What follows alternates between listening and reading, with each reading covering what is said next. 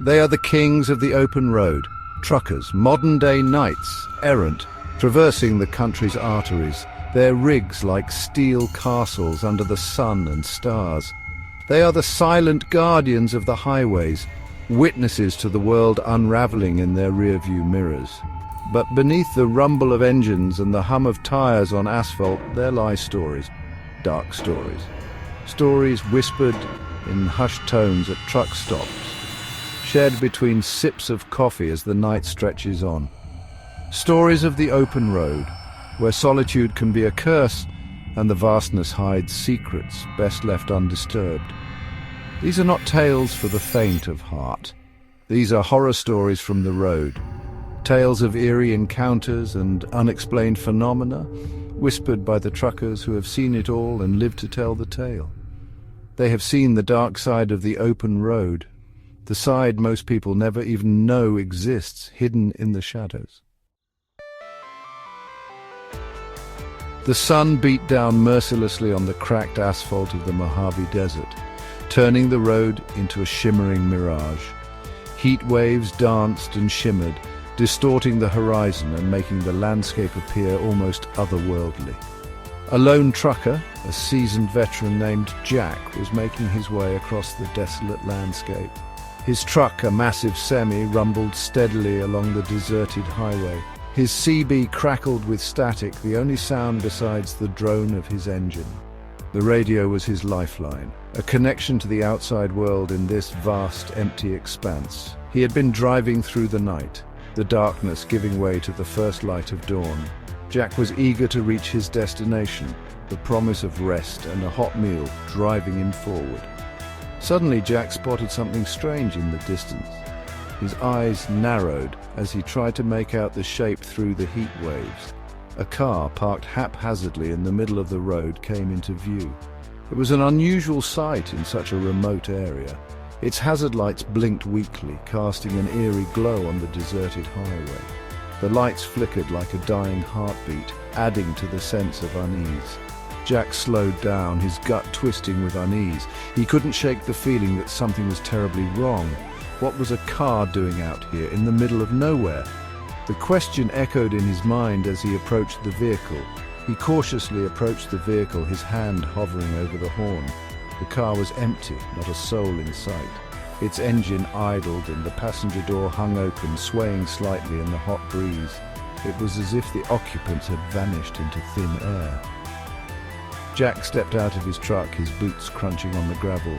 The silence was deafening, broken only by the soft hum of the car's engine. He cautiously peered into the car, half expecting to find someone hiding inside, but there was nothing. Nothing. Just an empty can of soda and a crumpled map on the floor. The scene was eerily mundane, yet deeply unsettling. As he turned to leave, a sound pierced the silence. A gunshot. The sharp crack echoed across the desert. Jack whirled around, his heart pounding in his chest. Panic surged through him as he scanned the horizon.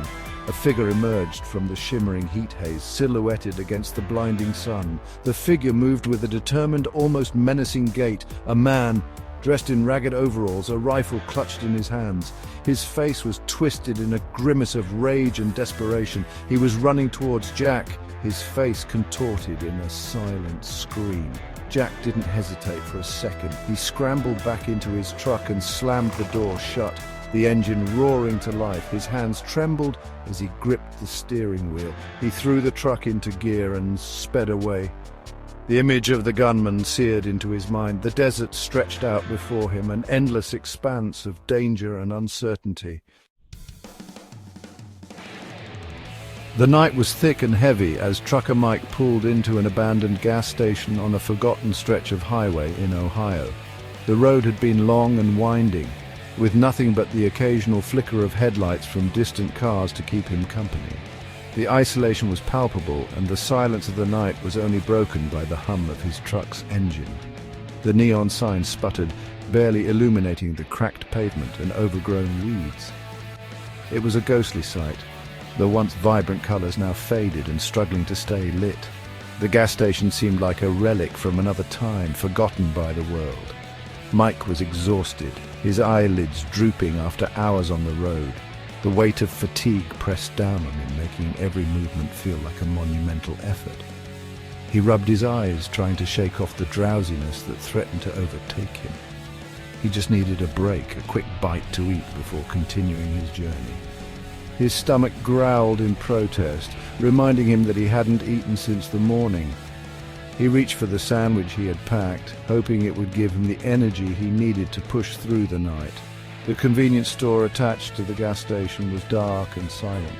It stood like a sentinel in the night, its windows reflecting the dim light of the moon. Mike hesitated for a moment, wondering if he should venture inside.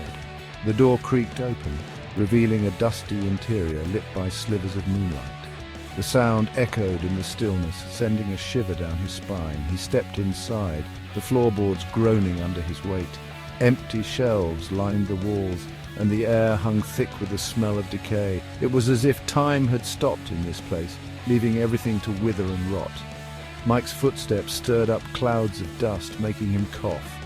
Mike found a dented vending machine, hoping for a bag of chips or a candy bar. The machine looked ancient, its paint chipped and its glass cracked. He fumbled for some change, the coins clinking loudly in the quiet store. As he fumbled for some change, he heard a noise. It was faint, almost imperceptible, but it made his heart skip a beat. He paused, straining to hear over the pounding of his own pulse, a soft whisper coming from the back of the store. It was eerie, like the wind passing through a narrow gap. But there was no wind tonight. The sound sent chills down his spine.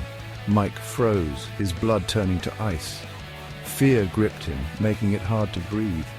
He felt like a deer caught in the headlights, unable to move or think. He strained to listen, his heart pounding in his ears. The silence was deafening, amplifying every tiny sound. He could hear the rustle of his own clothes, the creak of the floorboards, and the whisper growing louder. The whisper came again, closer this time. It was unmistakable now, a voice speaking in hushed tones. Mike's mind raced, trying to make sense of what he was hearing. It sounded like voices, multiple voices, murmuring in hushed tones. They seemed to be having a conversation, but he couldn't make out the words. The realization that he was not alone hit him like a ton of bricks. He took a step back, his hand instinctively reaching for the tire iron he kept under his seat. The cold metal felt reassuring in his grip, but it did little to calm his nerves. As he turned to leave, he saw them. His breath caught in his throat, and he felt a surge of adrenaline. 3 figures silhouetted in the doorway of the store. They were motionless, their forms barely visible in the dim light. They were tall and gaunt, their eyes glinting in the darkness.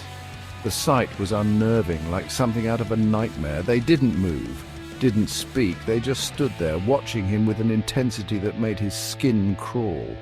They just stood there, watching him. The silence was oppressive, and Mike felt a growing sense of dread. Mike didn't wait to see what they wanted. His survival instincts kicked in, and he knew he had to get out of there. He turned and ran, his lungs burning as he sprinted back to his truck. Every step felt like an eternity, and he could feel the figure's eyes boring into his back. He could feel their eyes on him, cold and predatory, until he slammed the door shut and sped away into the night. He never looked back. The memory of those figures haunted him for the rest of his journey, a chilling reminder of the night when darkness fell in Ohio. The endless plains of North Dakota stretched out before trucker Sarah, the highway a ribbon of gray cutting through the vast expanse. The landscape was both beautiful and desolate, a testament to the raw, untamed nature of the American Midwest. Sarah had driven this route countless times, but tonight something felt different. The air was thick with an unspoken tension, a sense of foreboding that she couldn't quite shake off. The sun had long since set, and the stars twinkled coldly above. The night sky was a blanket of darkness, punctuated by the occasional shooting star. It was a sight that usually brought Sarah a sense of peace. But tonight, it only added to her unease. Sarah was tired, her body aching from hours of driving.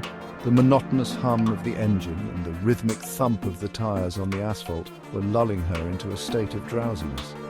She knew she needed to rest soon, but the nearest truck stop was still miles away.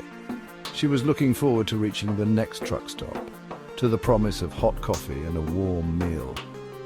The thought of sitting in a cozy diner surrounded by the comforting aroma of freshly brewed coffee and sizzling bacon was the only thing keeping her going. As she rounded a bend, her headlights illuminated something in the road. It was a small, indistinct shape lying motionless on the asphalt. Sarah's heart skipped a beat as she strained to make out what it was. It looked like a child's doll, lying abandoned on the asphalt. The sight was jarring, out of place in the middle of nowhere. Who would leave a doll out here, and why? Sarah slowed down, her brow furrowing. She couldn't just drive past it. What if a child was nearby, in need of help? The thought gnawed at her, compelling her to act. It was late. Too late for a child to be out here alone. The highway was deserted, a lonely stretch of road with no signs of life. The silence was oppressive, broken only by the distant howl of a coyote. She pulled over to the side of the road and climbed out of her truck, her unease growing with each step. The cold night air bit at her skin, sending a shiver down her spine. She felt exposed, vulnerable in the vast emptiness. As she got closer, she realized it wasn't a doll. Her breath caught in her throat as she bent down to inspect it. It was a child's shoe, small and worn. The sight of it filled her with dread. Where was the child who owned this shoe? The question echoed in her mind, each repetition more urgent than the last. A chill ran down her spine. The wind picked up, rustling the leaves in the nearby trees, adding to the eerie atmosphere. She felt a growing sense of urgency, a need to find answers. Where was the child who owned this shoe? The woods loomed dark and menacing on either side of the road, their shadows stretching out like grasping fingers. She had to know. She called out, her voice echoing eerily in the stillness. "Hello? Is anyone there?" The silence that followed was deafening, amplifying her fear. There was no answer, only the sound of the wind whistling through the trees that lined the highway. Then she heard it, a faint, distant sound that made her blood run cold. A child's scream, high-pitched and filled with terror. It pierced the night, sending a jolt of adrenaline through her body. It seemed to be coming from the woods. The darkness was impenetrable, but she couldn't ignore the cry for help. Without hesitation, Sarah plunged into the darkness, her flashlight beam dancing through the trees. The underbrush was thick, making progress slow and difficult. The scream came again, closer this time. It was a desperate, heart-wrenching sound that spurred her on. She pushed through the undergrowth, her heart pounding in her chest. Each step was a struggle, but she couldn't stop now. She stumbled upon a small clearing, and there it was, the source of the screams. A loudspeaker, hidden amongst the trees, playing a recording of a child screaming. The realization hit her like a punch to the gut. Someone had gone to great lengths to create this macabre scene. But why? The question lingered, unanswered and unsettling. Before she could react, she felt a sharp pain in her ankle. It was sudden and excruciating, taking her breath away. A searing, burning pain that sent her crashing to the ground.